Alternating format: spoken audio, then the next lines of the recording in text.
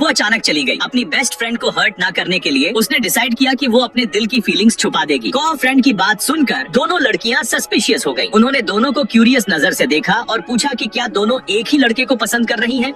Confusion में बोमी embarrass होकर deny कर दिया और झूठ बोल दिया कि उसके फीलिंग्स जेमिन के लिए नहीं है। उसका क्रश असल में जिन यांग यांग था, जो स्कूल में अपनी जुबान के लिए मशहूर था। ये नाम बोमी के दिमाग में बस रैंडमली आया था, पर आयरनी ये थी कि जिन यांग उस दिन रेस्टोरेंट में था और बोमी की बातें सुन गया। रात को बोमी और जेमिन मीटिंग के लिए आए, लेकिन जेमिन के सच्चे जज्बात के सामने बोमी ने उसका कन्फेशन रिजेक्ट कर दिया। जेमिन समझ नहीं पाया कि क्या बदल गया है बोमी के दिल में, इसलिए रीजन पूछा, लेकिन बोमी सिर्फ बोलती है कि वो किसी और को पसंद करती है। जेमिन की आंखों में थोड़ी सी दर्द और डिसअपॉइंटमेंट दिख रही थी, लेकिन वो अपने मुस्कान से छुपाने की कोशिश कर रहा था। बोमी की बेस्ट फ्रेंड ने तुरंत नोटिस किया कि दोनों के बिहेवियर में कुछ अलग है। उसको लगता है कि बोमी अपने असली जज्बात छुपा रही है शर्म के वजह से। बाद में उसने बोमी को समझाया कि पहली बात सिर्फ गुस्से में कही गई थी, जब उसने देखा कि उसका फ्रेंड जेमिन के पास अप्रोच हो रहा था। समझाने के बाद भी बोमी जिन के लिए अपनी फीलिंग्स एक्सेप्ट नहीं कर पाई। उसे डर था कि अगर वो एक्सेप्ट करेगी तो सालों की दोस्ती खत्म हो सकती है। इसलिए जैसे रूटीन है, बोमी अपने दिल की फीलिंग्स छुपाए रखती है। वो रोज स्कूल में जेमिन के साथ जाते हुए मुस्कुराती है जैसे कुछ हुआ ही नहीं, लेकिन उसे पता नहीं कि जिन यांग की आंखों का हर नजर, चाहे गलती से हो या जानबूझकर,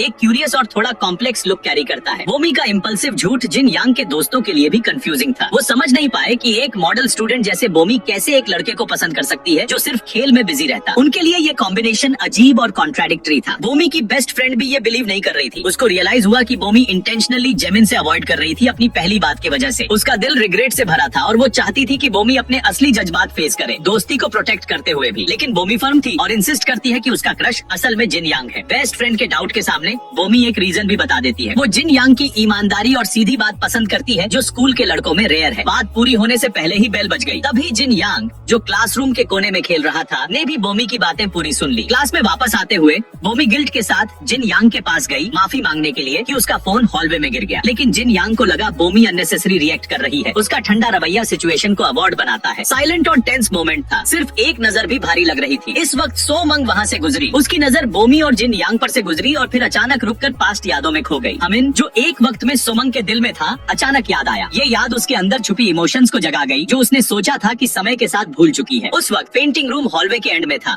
दोनों का सेफ जगह। रोज दोनों वहाँ चुपके से मिलते, एक रूटीन बन गया था। रूम में होने के बावजूद दोनों के बीच एक इनविजिबल दीवार थी। सोमंग अपनी दुनिया में पेंट करती और हमिन किताबों में बिजी रहता, अपनी अलग दुनिया में। एक दिन शायद सनलाइट या फीलिंग की वजह से हमिन ने पहली बार बात की। उसने सोमंग से पूछा क्या वो कला स्कूल में एडमिशन ले रही है, क्योंकि वो रोज इतनी मेहनत करती पेंटिंग में। सोमंग सरप्राइज हुई और शांतिपूर्ण जवाब दिया कि वो बस अपनी शौक के लिए पेंट करती है, कोई बड़ा प्लान नहीं। छोटा और सच्चा जवाब हमिन को थोड़ा हैरान कर गया। सिर्फ प्यार और शौक से, बिना किसी दबाव के। हमिन के लिए ये अजीब था। उसकी आंखों में थोड़ी जलन भी दिख रही थी, क्योंकि उसके लिए रास्ता पहले से तय था। माँ ने पार्ट सेट किया था, उसे टॉप मेडिकल स्कूल में एडमिशन के लिए कठिन पढ़ाई करनी थी। अलग शुरुआत के बावजूद दोनों धीरे धीरे अपना फासला कम करते गए छोटी बातों से। हमिन खुले तौर पर अपनी नफरत दिखाता जब लड़कियां उसके लिए गिफ्ट्स या जज्बात दिखाती। ये सच्चाई सोमंग को असलियत लगी। दोनों का कॉमन पॉइंट, उनके पास दोस्त नहीं। उनका फासला धीरे धीरे कम हुआ। सोमंग इमोशनली मूव थी कि फेमस हमिन भी अकेला फील करता है। रूम के हर पल में वार्मथ और कंफर्ट महसूस हुई, और ये गर्मी सिर्फ पेंटिंग रूम तक ही लिमिटेड थी। बाहर स्टेप रखते ही हमिन सख्त रहता और सोमंग को बिहेव करना पड़ता कि दोनों अजनबी